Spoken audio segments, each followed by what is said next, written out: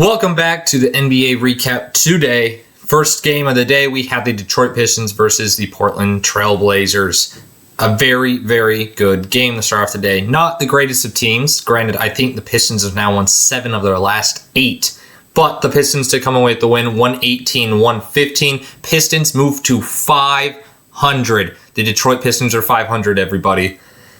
Starting off with the Pistons, they shot 44.7% from 3, 34.9% from the three-point line. Cade Cunningham had another incredible game, 32, 6, and 9. They also got 26 from Tim Hardaway Jr., 14 and 12 from Jalen Duren, 17 from Tobias Harris, and also Mikal Beasley was very clutch at the end of the game, even though he was bad until then. He didn't make a shot till the very end, made a huge three, made a big steal, and the Pistons went on to win the game. For the Trailblazers, they shot 53.3% from the field, 45.7% from 3. Overall, really good shooting splits for them. Anthony Simons had a big game, 36 and 9.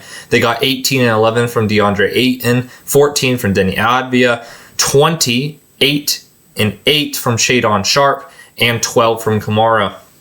Overall, not a bad game from the Trailblazers.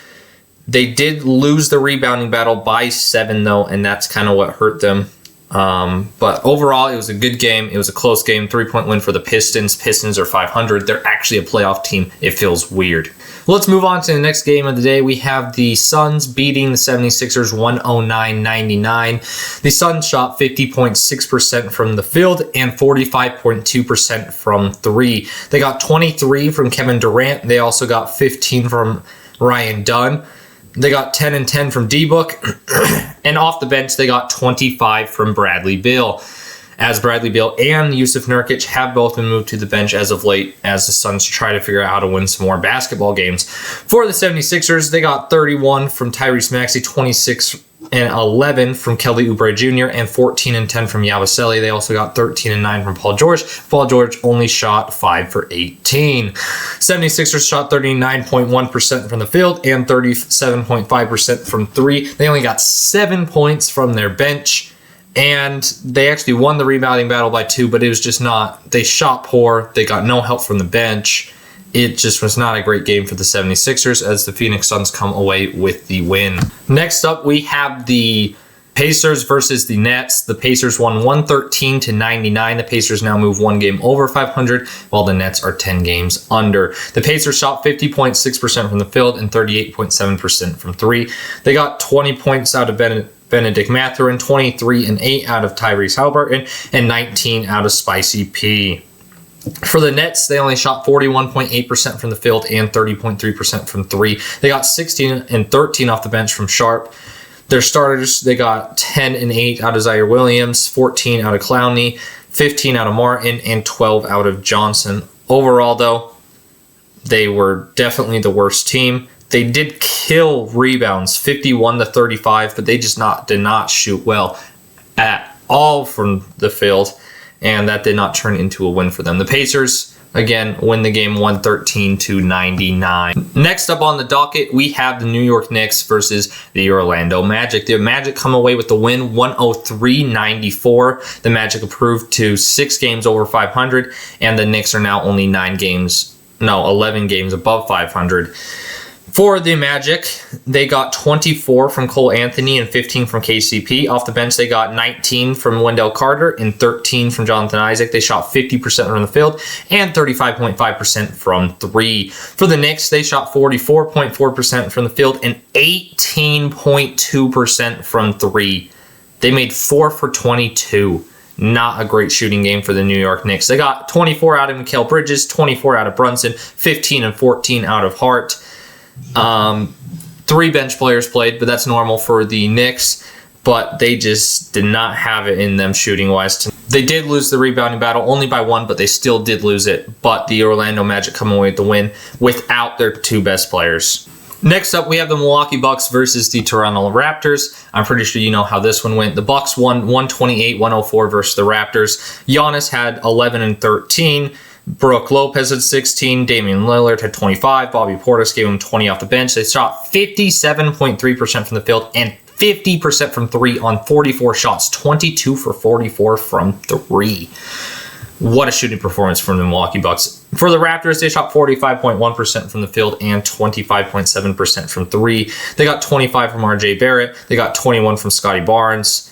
And they got double figures from the rest of their starters, 11 from Jakob Poeltl, and Quickly and Dick both had 11 apiece. But overall, the Bucks were way better. They moved to 2 games above 500 after their abysmal start, and the Raptors continued to suffer. Next up, we have the San Antonio Spurs versus the Chicago Bulls. The San Antonio Spurs choked this game. They were leading all throughout the game, had a 14-point lead going in, I think 14 or 13-point lead going into the fourth quarter, choked it, lost 114 to 110. Great comeback from the Bulls. The Bulls shot 43.1% from the field and 33.3% from three. They got 35 and 10 from Zach LaVine, 24 and 11 from Vucevic, 23 from Kobe White. And that was pretty much enough to do the Spurs in. Spurs shot 46.3% from the field and 32.6% from three. They got 23, 14, and I think 8 blocks from Victor Wembanyama. They got 18 from Chris Paul. They got 11 from Vassell, 11 from Sohan, 11 from Johnson, 12 from Champagnie, and 10 from Barnes. But they could just not figure it out in that fourth quarter. 2 games in a row where they have a good lead coming into the fourth, and they just choke the lead. They're not getting Victor the ball enough in the fourth quarter, and it's showing. The other teams are doing a really good job at denying Victor the ball in the fourth quarter as of late, which is translating to losses for the San Antonio Spurs. The Spurs even won rebounds by 2. They were overall the better team, but the Bulls were just way better in the fourth quarter. Next up, we have the Dallas Mavericks versus the Memphis Grizzlies. The Memphis Grizzlies come away with a 119-104 win. The Memphis Grizzlies have been kind of quietly been one of the better teams in basketball this year. They're 24 and 13, 11 games over 500. They've put in some great performances. They've been missing some key players, and they're still coming out with big wins. They've been doing a really good job at drafting and getting young players and developing them as of late.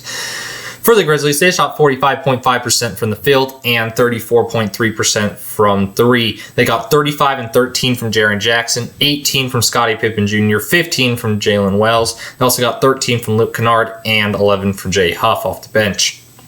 For the Mavericks, they shot 40.8% from the field goal line and 36.1% from three. They got 15 from Hardy off the bench. Their starters gave them 15 from Klay Thompson, 14 and 12 from Derek Lively, 16 from Najee Marshall, and 17 and 10 from PJ Washington. They are without Luka and Kyrie now.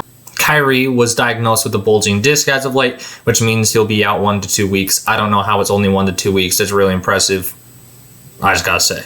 Next up, we have the LA Clippers versus the Minnesota Timberwolves, and Anthony Edwards continues to kill. The Minnesota Timberwolves win 108-106. Timberwolves move to 1 game over 500, while the Clippers are 4 games over 500 now with the loss. James Harden gave the Clippers 22 and 8. Norman Powell gave them 25. Zubac gave them 17. Kawhi only played 21 minutes and gave them 8. Overall, they shot 41.6% from the field and 34.3% from three. The Timberwolves, on the other hand, shot 44.6% from the field and 41% from three. They also won the rebounding battle by 6. The Timberwolves got 37 from Ant, including 2 clutch threes at the end of the game, 2 daggers. They also got 15 from Dante DiVincenzo. They got 18 rebounds from Rudy Gobert. They got 11 points from Jalen McDaniels and Mike Conley, and Naz Reid gave them 18 off the bench. Overall, a nice little win from the Timberwolves, and Anthony Edwards is going absolutely insane as of late. Last up, we have the Miami Heat versus the Sacramento Kings. The Sacramento Kings win in double OT, 123-118. Kings had a big lead going into that second quarter and even the fourth, but the Miami Heat made a really good comeback. They just couldn't quite finish it off. The Sacramento Kings shot 41.7% from the field and 34.2% from three. They got 30 from DeRozan. They got 23 from Monk, 17 from Ellis, 14 from Murray, 21, 18, and 11 from Sabonis. They're still out with De'Aaron Fox is still out.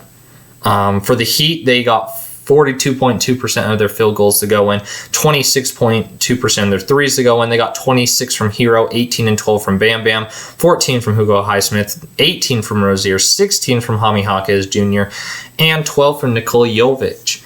but it wasn't quite enough. They lost the rebounding battle by 7.